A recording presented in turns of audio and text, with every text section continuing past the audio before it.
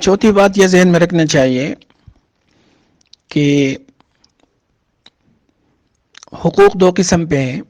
ایک ہے بندوں کے حقوق، ایک ہے اللہ تعالیٰ کے حقوق. اللہ تعالیٰ کے حقوق جیسے نماز، روزہ، حج، زکوٰۃ وغیرہ، یہ اللہ تعالیٰ کے حقوق ہے.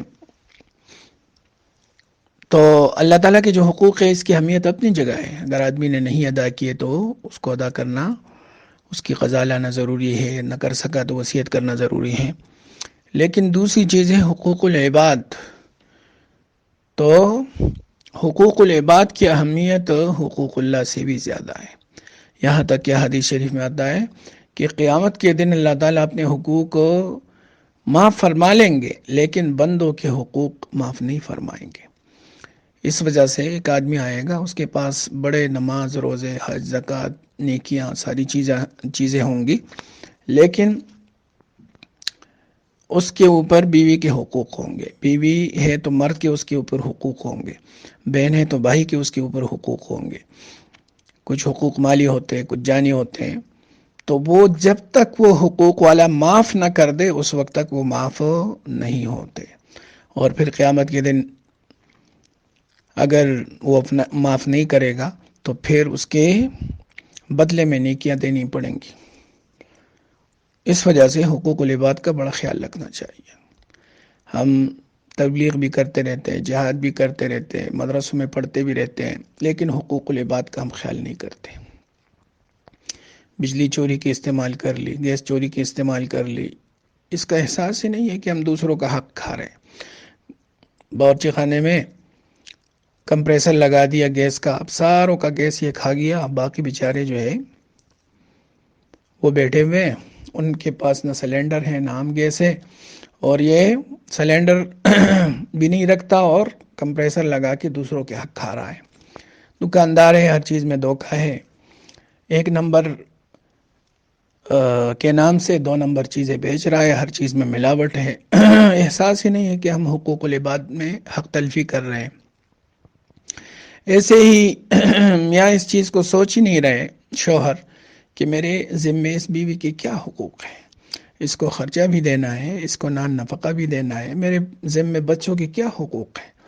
تو ایک دوسرے کے حقوق کو پہچاننا بھی چاہیے اور پھر ان کو ادا بھی کرنا چاہیے. ایک عورت کو یہ جاننا چاہیے میرے شوہر کے، میرے زوج کے میرے اوپر کیا کیا حقوق ہے اور ان حقوق کو میں ادا کرتی ہوں یا ان میں ڈنڈی مارتی ہوں.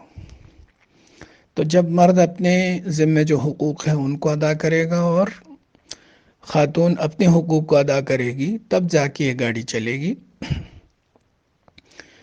تو اللہ کے رسول نے فرمایا قیامت کے دن سب سے غریب آدمی جو ہوگا وہ یہی شخص ہوگا. ہم تو غریب اس کو سمجھتے ہیں جس کے پاس پیسے نہ ہو، لیکن اللہ کے رسول نے فرمایا سب سے بڑا غریب یہ ہے. بڑی نیکیاں لے کے آئے گا، حج، عمرے اور پتہ نہیں کیا کچھ، دوسروں کی حقوق ضائع کیے ہوں گے، بہن کو حصہ نہیں دیا ہوگا، پھوپھی کو حصہ نہیں دیا ہوگا، اور تہجدیں پڑھتا رہا ہوگا، نمازیں پڑھتا رہا ہوگا، اور اتنی نمازیں پڑھے گا کہ اس کے ماتھے پہ سجدوں کے نشان پڑے ہوئے ہوں گے، لیکن دوسرے کو حقوق اس کے ذمے ہوں گے تو اللہ تعالیٰ اس کو نہیں بخشیں گے. اس وجہ سے ہمیں دن رات اللہ تعالیٰ سے مانگنا چاہیے کہ اللہ میرے ذمے کسی بندے کا کوئی حق نہ ہو. اللہ مجھے توفیق عطا فرما کہ میں ہر ایک کے حق کو اپنی مرنے سے پہلے پہلے ادا کر دوں. تو جو آدمی دوسرے کے حقوق کو ادا کرنے کی کوشش کرتا ہے اللہ تعالیٰ پھر دوسرے کے دل میں بھی اس کی محبت ڈال دیتے ہیں اور وہ دوسرا پھر اس کے حقوق کو ادا کرتا ہے. لیکن اگر ایک طرف سے صرف حقوق کی طلب ہو اور دوسری طرف کو پیسا جا رہا ہو تو یہ سمجھنا چاہیے کہ کبھی بھی یہ گاڑی نہیں چلے گی. ہمارے استاد محترم مفتی محمد تقی عثمانی صاحب دامت برکاتہم العالیہ اکثر مثال دیتے رہتے ہیں کہ لوگ سٹرائک کر لیتے ہیں، باہر نکلتے ہیں، چلو بھائی کیا ہے، ہمیں تنخواہیں نہیں مل رہی. کیوں نہیں مل رہی؟ جلدی کرو، ہمیں تنخواہیں دو. تو وہ فرماتے ہیں کہ ٹھیک ہے، حکومت کو چاہیے، حاکم وقت کو چاہیے ہر جو مزدور ہے اس کو اس کی تنخواہ بر وقت دے. اور یہ مزدور کیا نعرہ لگاتا ہے، ارے مزدور کو اس کی مزدوری، اس کا پسینہ خشک ہونے سے پہلے دینا چاہیے.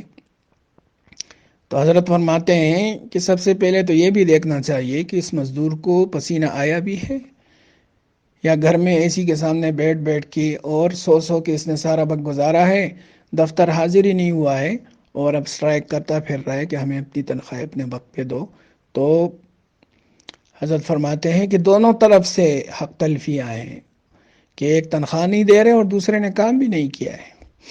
تو اس طریقے سے میاں بیوی بجائے اس کے کہ ایک دوسرے سے اپنے حقوق طلب کرے، وہ یہ جانے کہ میرے اوپر کیا حقوق ہے، ان کو جان کر ان کی ادائیگی اور احسن طریقے سے ادائیگی کی کوشش کریں، تو اللہ تعالیٰ دوسرے کے دل میں بھی اس کی محبت ڈال دیں گے اور وہ اس کے حقوق کو پورا کرنے کی بھرپور کوشش کرے گا۔